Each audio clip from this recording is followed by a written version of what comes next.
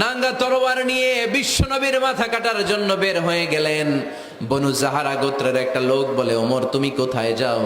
ওমরে ফারুক বলেন, মুহাম্মাদের কল্লা কাটার জন্য যাচ্ছি। পড়েন নাউজুবিল্লাহ। ওমরে ফারুক তলোয়ার নিয়ে ছুটলেন, পাগলের মতো ছুটলেন, আর ধৈর্য ধারণ করতে পারেন না। বিশ্বনবীর নূরানী চেহারাটা একবার দেখার জন্য পাগলের মতো ছুটতে আরম্ভ করলেন।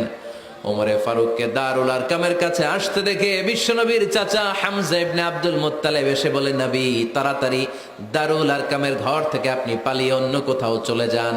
ওই যে ওমর ইবনে খাত্তাব নাঙ্গা তলোয়ার নিয়ে আপনার উপর আক্রমণ করার জন্য ছুটে আসছে গো নবী।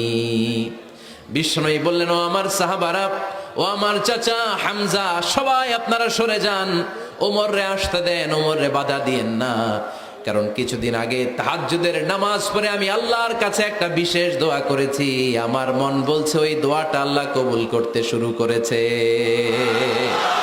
ওমরে ফারুক চলে আসলেন, এসে কোনো কথা নাই, চিৎকার দিয়ে বললেন, আশহাদু আল্লা ইলাহা ইল্লাল্লাহ ওয়া আশহাদু আন্না মুহাম্মাদান আবদুহু ওয়া রাসূলুহু। আমি সাক্ষ্য দিলাম আল্লাহ এক, অদ্বিতীয়, আল্লাহ ছাড়া কোনো ইলাহা নাই, নিশ্চয় আপনি মুহাম্মদ আল্লাহর বান্দা এবং রাসূল। সুবহানাল্লাহ পড়েন।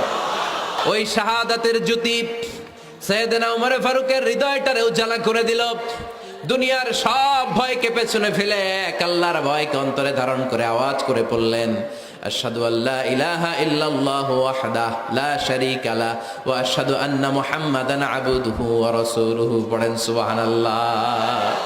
এবার ওমরে ফারুক বিশ্বনবীরে প্রশ্ন করলেন, নবী আলাসনা আলাল হক, আমি প্রশ্ন করি উত্তর দেন, আমরা কি সত্যের উপর নাই? বিশ্বনবী বললেন, বালা ওমর, আমরা এই সত্যের উপরে আছি। আমাদের কোরআন কি সত্য নয়? বিশ্বনবী বললেন, কোরআনও সত্য। আমাদের রব আল্লাহ কি সত্য নন? বিশ্বনবী বললেন, সত্য। ওমরে ফারুক বললেন, তাহলে ফিমাল ইখতিফা, তাহলে লুকিয়ে লুকিয়ে আর গোপনে দাওয়াতি কাজ কেন? আপনি সত্য নবী, কোরআন সত্য কিতাব, আমার রব আল্লাহ সত্য, আর আমি ওমর কালিমা পড়ে মুসলমান হয়ে গিয়েছি, তাহলে ফিমাল ইখতিফা, আর লুকিয়ে লুকিয়ে কোরআনের দাওয়াত দিবেন কেন?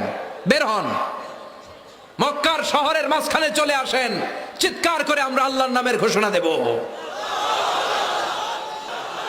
বিশ্বনবী ডেকে বললেন, না ওমর, এটা মাক্কি জীবন, ওমর এটা মাক্কি জীবন, এখানে দাওয়াতি কাজ করব লুকিয়ে লুকিয়ে, আস্তে আস্তে।